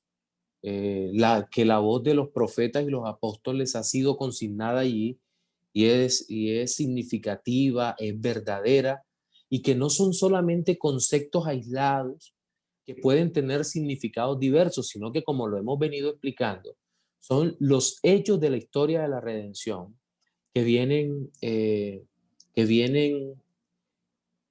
con su propia interpretación. La misma palabra de Dios nos interpreta los hechos de la historia de la redención, como en más de una ocasión está escrito en el Evangelio según San Mateo. Y esto ocurrió para que se cumpliera lo dicho por el profeta cuando dijo, tan, sea cual sea. Entonces, nosotros cuando vemos todo esto, entendemos que la Biblia ha sido presentada de forma tal que la podemos entender y ella misma se presenta como la bendita palabra de Dios. Nuestro Señor Jesucristo empleó la fórmula distintiva para hablar de la palabra de Dios cuando decía, oísteis que fue dicho, pero yo os digo, atacando la tradición y presentando la interpretación correcta de la bendita palabra de Dios. La Biblia también, como habíamos dicho, se ve a sí misma como inspirada. Segunda Timoteo 3:16 es la más clara proclamación de esa verdad. Toda la escritura es inspirada por Dios. Entonces nosotros entendemos esto. Entonces en el Nuevo Testamento, por ejemplo, en el Sermón del Monte, nosotros observamos con toda claridad que Dios nos muestra su voluntad allí. Y muchas veces decíamos que puede parecer contraria a los afectos del hombre. La palabra de Dios nos manda a perdonar a los enemigos, a orar por los que nos hacen mal, en fin. Y en todo caso, la escritura se sigue manifestando de una manera clara al hombre. Ahora, lo segundo que nos interesa mirar hoy, después de la autoridad de la Biblia, es la inerrancia de la Biblia. Y la doctrina de la total autoridad bíblica, que habíamos dicho que ha sido sometida a ataques sobre su confiabilidad histórica y científica, y por haberle seguido supuestamente las huellas a sus enseñanzas hasta llegar a fuentes humanas falibles, el hombre dice, ¿quién escribió la Biblia? Hombres. ¿Los hombres son falibles? Sí. Bueno, luego la Biblia es falible. Y ellos sacan de la ecuación el hecho en sí de la inspiración. Dios inspiró a los santos hombres para que trajeran su santa palabra. Y eso es lo que libera del error a la Biblia como tal. Sí, es un producto divino humano, pero el error humano es totalmente evitado por el asunto de la inspiración de la bendita palabra de Dios. Entonces, lastimosamente, este tema de la inerrancia ha sido oscurecido algunas veces por conservadores que, es verdad que nos molesta la alta crítica destructiva, pero entonces a veces se ha llegado a un extremo y es que se ha dicho que todo aquel que no acepte la inerrancia de la Biblia no es cristiano. Y no estoy hablando de inspiración, sino que algunos no aceptan que la Biblia es inerrante. Y es ahí donde empieza como una discusión muy fuerte con si se acepta o no se acepta que un creyente pueda tener dudas sobre alguna parte de la escritura. Clark Pinnock decía que si nosotros tenemos una fe fuerte, nosotros tenemos que estar dispuestos a que nuestra fe sea escudriñada, porque si no, no le podíamos dar respuesta a todo el que pida, a todo el que pregunte por nuestra fe. Y nosotros mismos tenemos que escudriñar nuestra fe para saber que estamos en la verdad. Y es la manera como vamos a estar más convencidos, porque si hemos nacido de nuevo, considero que el Espíritu Santo nos va a ayudar a que nuestras dudas sean de muchas maneras eh, reducidas y podamos tener una mayor confianza en la bendita palabra de Dios, porque como decía Agustín, el mismo sol que derrite la cera endurece la arcilla, ¿cierto? Entonces, en ese sentido, el cristianismo evangélico debe defender la inerrancia de las escrituras con compromiso teológico sano, siendo consecuentes con lo que la Biblia dice, creemos en la total inerrancia de las escrituras, pero de ahí a repudiar a una persona que tiene dudas sobre un punto, dudas honestas. No estoy hablando del que hace las preguntas capciosas y que para mostrarse más intelectual hace un ataque velado a las escrituras. Cuidado, esa persona seguramente tiene serios problemas con su orgullo y tal vez sobre su conversión como tal. Pero fíjense, el mismo J. Gresham Machen, el fundador de los principios fundamentalistas, paladín cristiano ortodoxo en contra del liberalismo teológico en los Estados Unidos en la década de los 20 y de los 30, este hombre decía que dentro del modernismo había hombres piadosos que creían en Jesucristo como Hijo de Dios, como su único Salvador, eran trinitarios en su formulación dogmática, entendían la obra del Espíritu Santo de Dios y no obstante tenían dudas sobre algunos puntos relacionados con la inerrancia de la Escritura. Miren, antes que se me olvide, yo anoté algo también aquí al margen del bosquejo, porque este es uno de los asuntos más complejos y seguramente algunos de ustedes ya tienen preguntas por ahí. Pero en mis estudios de bibliología, siempre me he preguntado, ven acá, ¿pueden existir creyentes que tengan lagunas grandes en cuanto a la aceptación de verdades relacionadas con la inerrancia y con la infalibilidad de las escrituras, además de su contenido? Miren, en 2 Biblias de estudios, que no le voy a decir cuáles son para que ustedes mismos se darán cuenta, en 2 Biblias de estudios, de las más usadas por nosotros los reformados hoy en día y por el cristianismo conservador, me he encontrado en una de ellas por un autor conservador negando o manifestando, mejor, negando sería muy fuerte, manifestando dudas sobre el pasaje de la mujer samaritana. Y sabemos que eso ha sido una propuesta de la alta crítica, negar la inspiración, que ese texto sea un texto bíblico inspirado. Y me encuentro con eso dentro de esa Biblia, una Biblia comentada. Y hace poco me encontré en un comentario de una de estas Biblias que un hombre piadoso, él considera que el libro de Esther, aunque es inspirado, dice él dice que es una especie de novela de ficción piadosa.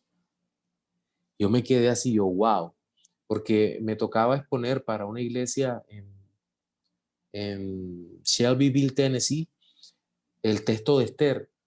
Y cuando empecé a mirar la reseña que tenía esta persona acá, me llevé la gran sorpresa de que esta persona no creía que fuera un relato histórico, sino una novela. Entonces me puse a pensar, seguramente en medio de todo, Dios les deja algunas cosas allí para que no se envanezcan y para que tengan que siempre depender del Señor en todo tiempo, en todo momento.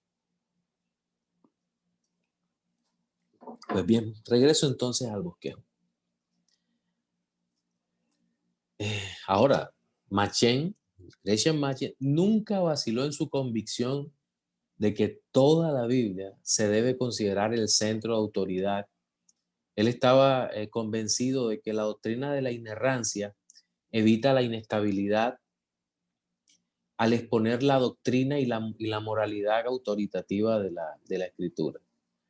Los modernistas que afirman honrar la autoridad de Jesucristo más que la autoridad de las Escrituras contradicen las enseñanzas del mismo Señor Jesucristo. Porque nuestro Señor Jesucristo usó muchísimas veces el Antiguo Testamento y lo usó de una manera clara y algunos textos que incluso critican los liberales. Yo me acuerdo que cuando leía a William Barclay, que es liberal, el hecho es que a veces los conservadores los usan porque Barclay era experto en historia, era experto en griego, en fin, tiene muchas utilidades para muchos el uso de Barclay, pero el problema de Barclay es que en doctrina puede enredar a mucha gente, puede asesinar la fe de muchos si no están claros en sus convicciones. Y Barclay decía sobre el pasaje en donde nuestro Señor Jesucristo envía a Pedro antes de pagar el impuesto en el templo. Decía, Pedro, ve, pesca, ábrelo y saca un estatero, creo que era, y paga por ti y por mí en el templo. Y Pedro va, abre el pez, saca la moneda y paga por el Señor y por él. Entonces Barclay dice, no, lo que pasó fue que que Pedro pescó y entonces vendió y con la venta fue que pagó. No, obviamente está cuestionando las palabras de nuestro Señor Jesucristo y su cumplimiento, el cumplimiento inmediato de aquella palabra por parte de uno de sus discípulos amados como tal. Entonces, nosotros tenemos que estar confiados en la palabra del Señor como tal y no dudar su inerrancia. De hecho, yo creo que les había hablado sobre la declaración de Chicago sobre la inerrancia e infalibilidad de la Biblia. Permítanme leerles algunos de los pasajes de esa declaración de Chicago que firmaron Sproul, MacArthur y pastores muy representativos de la fe en los Estados Unidos de América. En el prefacio dice, la autoridad de las Escrituras es un elemento central para la Iglesia cristiana, tanto en esta época como en toda otra. Los que profesan su fe en Jesucristo como Señor y Salvador son llamados a demostrar la realidad del discipulado, obedeciendo la palabra escrita de Dios en una forma humilde y fiel. El apartarse de las Escrituras en que se refiere a fe y conducta es demostrar deslealtad a nuestro Señor. Ya en la declaración breve, en el primero de los artículos, dice: Dios es la verdad misma y dice solamente la verdad. Ha inspirado las Sagradas Escrituras para de este modo revelarse al mundo perdido a través de Jesucristo como Señor, como Creador y Señor, Redentor y Juez. Las Sagradas Escrituras son testimonio de Dios acerca de sí mismo. En el artículo 4 dice: siendo completa y verbalmente dadas por Dios, las Escrituras son sin error, está hablando de la inerrancia, son sin error o falta en todas sus enseñanzas. Sin error o falta en todas sus enseñanzas, tanto en lo que declara acerca de los actos de la creación de Dios, acerca de los eventos de la historia del mundo, acerca de su propio origen literario, bajo la dirección de Dios, como en un testimonio como de su testimonio de la gracia redentora de Dios en la vida de cada persona. Mire esto es bien importante en la declaración, ojalá la bajen y la lean, porque habla claramente de que la Biblia no tiene ningún error, y no solo en cuanto a la salvación, sino que todo lo que dice que es verdad, la Biblia efectivamente es verdad. Y el párrafo quinto dice: la autoridad de las Escrituras es inevitablemente afectada si esta inerrabilidad divina es de algún modo limitada o ignorada, o es sometida a cierta opinión de la verdad que es contraria a la Biblia. Tales posiciones ideológicas causan grandes pérdidas al individuo y a la iglesia. Es decir, nosotros no tenemos razón para cuestionar la inerrancia de la Biblia, si todo lo que dice es verdad. Ahora, ¿cuál es el significado de la inerrancia como tal? Toda palabra de Dios es digna de crédito. Dios protege a los que buscan refugio, como dice Proverbios 35. Indican la veracidad de toda palabra que Dios ha dicho, aunque el error o a lo menos falsedad parcial puede caracterizar el habla de todo ser humano. Pero el habla del Señor, la palabra de Dios, se caracteriza porque jamás puede ser falsa y jamás comete errores, ni siquiera cuando habla por medio de seres humanos pecadores. Me gusta un ejemplo que Henry presenta. ¿Se acuerdan de el pecador Balaam? Balaam no era un profeta. De hecho, la Escritura lo menciona como un falso profeta. Y Balaam profetizó y habló verdad. Dijo verdad acerca del Señor. Dijo: Dios no es hombre para que mienta, ni hijo de hombre para que se arrepienta. Entonces, con toda esta evidencia, nosotros estamos en posición de definir finalmente la inerrancia bíblica. Y la inerrancia bíblica, o la inerrancia de la Biblia, significa que la Biblia en todos los manuscritos originales no afirma nada que sea contrario a la verdad. Lo repito, la Biblia en todos los manuscritos originales no afirma nada que sea contrario a la verdad. Esta definición enfoca la cuestión de la veracidad y falsedad del lenguaje de la Biblia. La definición, en términos sencillos, simplemente quiere decir que la Biblia siempre dice la verdad, y siempre dice la verdad respecto a todo lo que habla. Siempre dice la verdad y siempre dice la verdad con respecto a todo lo que habla. Eso debemos tenerlo en mente. Permítanme citar la Confesión de Fe de Westminster en su capítulo 1, párrafo 8, que dice: el Antiguo Testamento se escribió en hebreo, que era el idioma común del pueblo de Dios antiguamente, y el Nuevo Testamento en griego, que en el tiempo en que fue escrito era el idioma más conocido entre las naciones. En aquellas lenguas fueron inspirados directamente por Dios y guardados puros en todos los siglos por su cuidado y providencias especiales, guardados puros en todos los siglos. Y por eso son auténticos. Por esta razón debe apelarse finalmente a los originales en esos idiomas en toda controversia. Como en estos idiomas originales no se conocen por todo el pueblo de Dios, el cual tiene derecho de poseer las escrituras y gran interés de ellas, a las que según el mandamiento debe leer y escudriñar por el temor de Dios. Por lo tanto, la Biblia debe ser traducida a la lengua vulgar de toda nación a donde sea llevada, para que morando abundantemente la palabra de Dios en todos, puedan adorar a Dios de una manera aceptable y para que por la paciencia y consolación de las Escrituras tengan esperanza.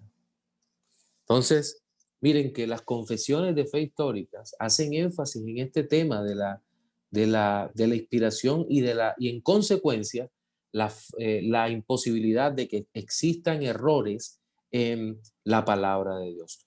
¿Preguntas hasta acá?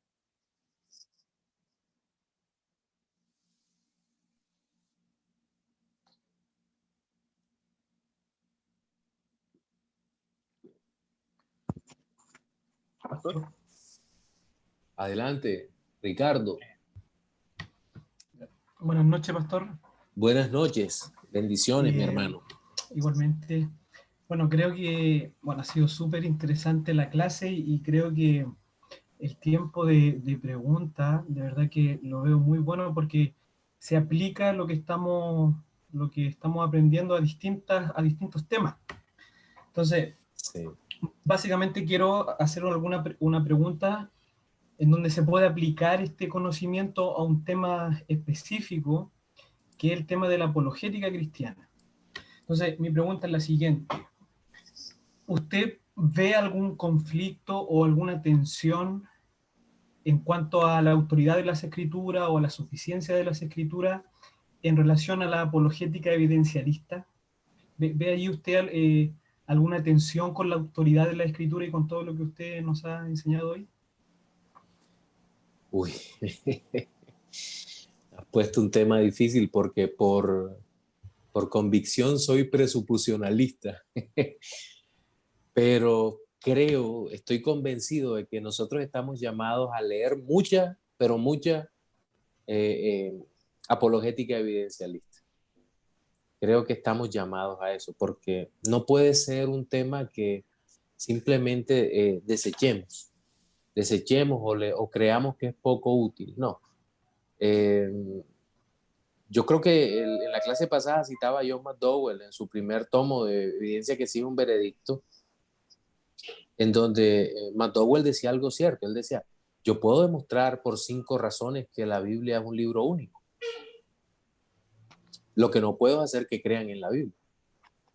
Pero creo que eso es importante, sobre todo, creo que muchos de nosotros nos movemos o nos hemos movido en círculos académicos en donde tenemos que presentar otros argumentos, no porque la sola escritura sea insuficiente o porque no sea la única fuente viva y válida de autoridad, sino como decía algún apologeta, para callar la boca de los que critican.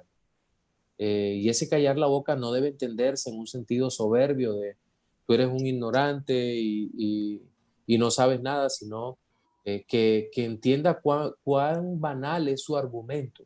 Entonces, en ese sentido, creo que nosotros debemos usar en algún momento apologética evidencialista. Ramsey y el mismo R.C. Sproul creo que apuntan también a una especie de apologética integral en donde dependiendo del escenario usan una o la otra. Sí entiendo que los Van Til claramente son netamente presuposicionalistas y creo que es la mejor apologética que hay porque es maravillosa la apologética presuposicionalista y fascina, y sobre todo que uno va llevando a la persona a conocer de primera mano en la escritura al Señor. Pero creo que no podemos apartarnos simplemente de lo otro, o como en el caso mío. Yo creo que los más presuposicionalistas somos los reformados de cualquiera de sus tendencias, ¿no? De sus líneas. Bueno, muchas gracias, pastor. Gracias. Para servirte, Ricardo. Pastor. Adelante. Hola, buenas noches. Bueno, me gustaría hacer una pregunta y a la vez también después hacer un comentario. Bueno, primero que todo, comentar de que yo particularmente me dedico a la apologética evidencialista. De hecho, soy autor de un libro, fue publicado en Europa en el 2017, donde dedico más de 500 páginas a la apologética evidencialista. Yo soy abogado de profesión y empleé toda mi retórica profesional para, en el fondo, hacer una teodicea evidencialista al respecto. Y en mi experiencia puedo decir que, la verdad, habiendo hecho un trabajo profundo, a mí me llevó más de 2 años de investigación el poder escribir el libro que tiene mi firma. En base a esa experiencia puedo comentar de que yo honestamente no veo mayor conflicto. No veo mayor conflicto entre la verdad bíblica y lo que es la evidencia en sí, a nivel científico, a nivel filosófico, a nivel arqueológico, histórico. Veo muy poco conflicto. Okay. Y el poco conflicto que puede haber, la verdad, trasunta en estudiar las áreas de la ciencia o del área del saber que se invoque de forma muy, muy somera, porque cuando tú te adentras en el estudio sistemático y serio de una determinada ciencia, te das cuenta que no hay conflicto. Así que en ese contexto y desde mi humilde trinchera puedo comentar de que yo en lo personal, y yo me dedico a esto, no veo absolutamente ningún conflicto mayúsculo. Eso como comentario. Mi pregunta es la siguiente. A propósito de la declaración de Chicago, donde se asevera en el fondo que un verdadero cristiano es aquel que cree en la inerrancia, ¿podríamos aseverar de que la inerrancia es una doctrina de primer orden a nivel teológico, entendiendo como doctrina de primer orden aquella sin la cual yo lisa y llanamente no soy cristiano? O sea, partamos de la base que yo creo en la inerrancia de la Escritura. Lo pregunto desde una perspectiva respecto al hermano que potencialmente puede tener conflicto con esto. ¿Ese hermano es cristiano? A ver, en lo particular creo que depende de lo que él crea sobre la inspiración, no sobre la inerrancia. Segundo, ¿hasta dónde lo está llevando la inerrancia? Sería el no creer en la inerrancia. Sería lo segundo que debería evaluar en una conversación honesta con esa persona. ¿En qué dirección te va llevando? Si te va sacando del centro de Cristo como tal, de la salvación en Cristo, y te está llevando hacia un camino más de la teología liberal y de la incredulidad, pues evidentemente algo está pasando y tal vez aquella persona no sea cristiana. Yo lo entiendo así. Y para mí considero que la inerrancia sí es una doctrina de primer orden, sí es esencial, sí lo entiendo de esta manera, porque si yo no puedo creer que la escritura es libre de error, en cualquier momento voy a tropezar de una manera muy dramática y muy terrible con alguna parte de la escritura. Ese es el asunto. Es por eso, cuando me ha tocado hacer tal vez una defensa sobre esa parte, que alguien dice, no, pero que yo creo que este versículo, que no sé qué, que no sé cuándo, ahí es donde pues vengo y ahí es donde digo, pero ven acá, es que tarde o temprano vas a chocar con un problema serio acá y no vas a tener respuesta para esto. Y vas a empezar dudando poquito, pero vas a terminar dudando bastante y vas a tener finalmente inseguridades en el alma. Y recordemos algo, este tipo de errores termina minando un poquito y destruye un poco de levadura, leuda toda la masa. Termina afectando profundamente el corazón de las personas. José, ¿cómo es que es el libro tuyo, José? Que yo no lo he visto en la librería y si lo he visto no lo tengo realmente. ¿Me lo puedes poner, por favor? ¿Cómo se llama? Sí, se llama Dios, Realidad o Ficción. Ok. Voy a buscarlo en la librería a ver si lo encuentro. Está en CLC, José. Ignoro, pastor, al parecer en el formato físico está agotado.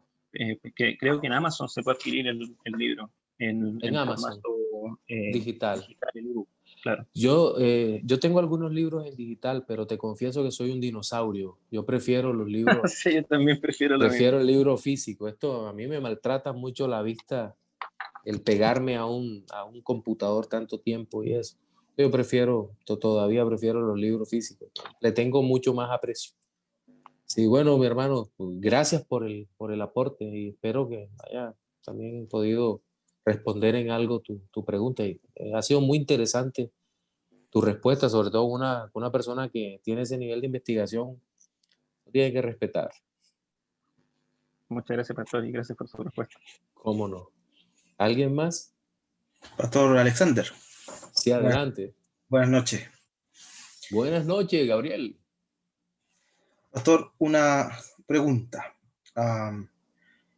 ¿Cómo se puede dar esta posibilidad que usted plantea de que alguien pueda creer en la inspiración de las Escrituras y por otro lado no creer en la inerrancia? No lo logro comprender bien. No sé si usted nos puede ayudar. Sí, a ver, hay personas que dicen, no, la Biblia tiene un error en tal parte. Por ejemplo, en un dato histórico. Dicen, no, es que esa batalla no ocurrió en tal fecha, como lo plantea la escritura, sino en tal fecha. Entonces dice, ya ahí hay un dato, un error histórico. Y nosotros decimos, no. De hecho, cuando se presentan dudas de esa clase, nosotros sabemos que el error está en nosotros y que en algún momento históricamente va a aparecer un dato, porque es evidente que nosotros no podemos tener en mente todos los datos de la Biblia relacionados con historia, con ciencia y demás, porque recordemos, la Biblia no es un libro de historia, tiene la historia de la redención, pero no es un libro de historia universal. Yo no sé lo que estaba pasando en las Américas en el tiempo en que los hechos de la Biblia estaban ocurriendo. O cerca de la Palestina, de la época de Cristo, yo no sé lo que estaba ocurriendo en algunos lugares del Asia Menor, en algunos lugares, o ahí cerca, en el Oriente Próximo. No lo podemos saber si no acudimos a otros libros.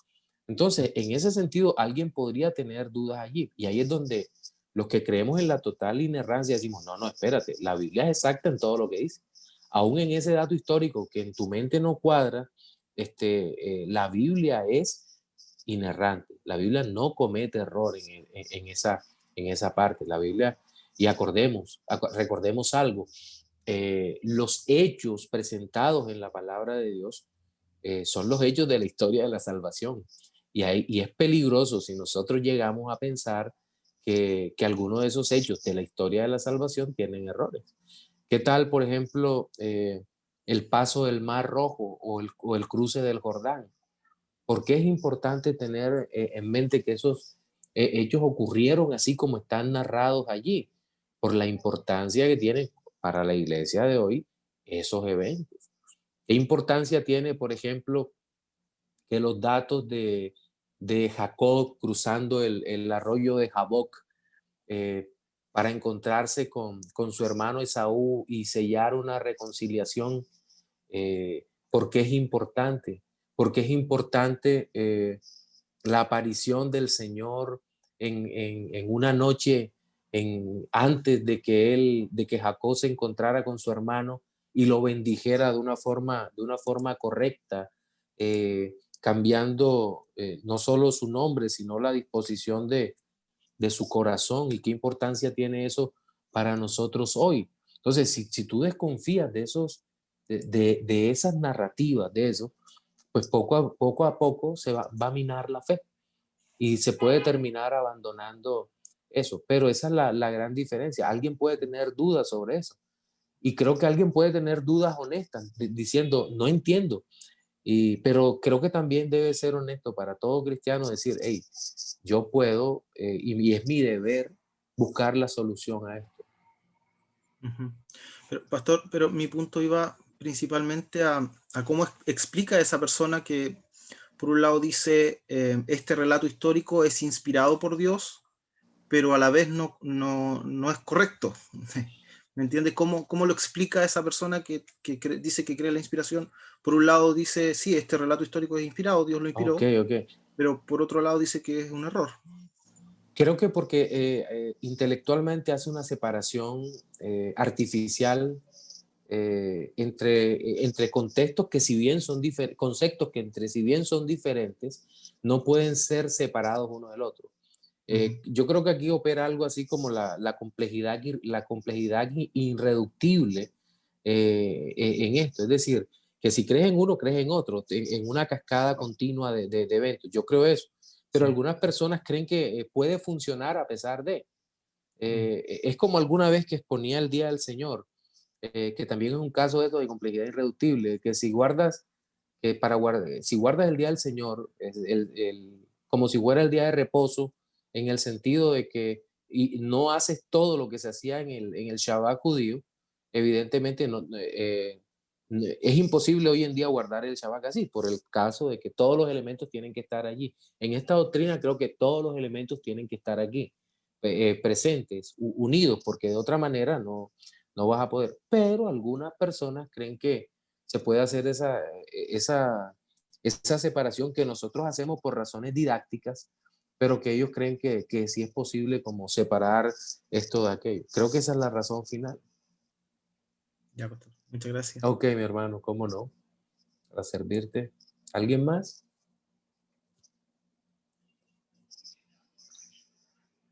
Ok, hoy voy a dejar hasta acá, hasta las 20 horas de acá de Colombia, 22:09 de Chile. Les pido por favor que oremos. Vamos a poner este tiempo en manos de nuestro Dios, que el Señor nos siga guardando y ayudando. Señor Dios Todopoderoso, nuestro Padre, te damos las gracias en esta hora porque tú eres bueno y para siempre, Señor, es tu misericordia. Ayúdanos, por favor, a entender tu palabra, a conocerte un poco mejor, Señor, y a glorificarte y a adorarte. A ti sea la gloria, Señor, la alabanza, el honor, el imperio por los siglos de los siglos en Cristo Jesús. Amén.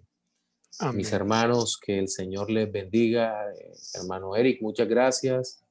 Les envío un fuerte abrazo y que estén bien. Muchísimas gracias, pastor, y también muchísimas gracias, hermanos, allí en Chile, que ya son las 10 de la noche. Me imagino cansados. Un gran abrazo a todos. Chao, bendiciones, gracias. Chao, Saludos. hermanos. Buenas noches. Chao, hermanos. Chao, que estén muy bien. Chao, hermano. Cheers.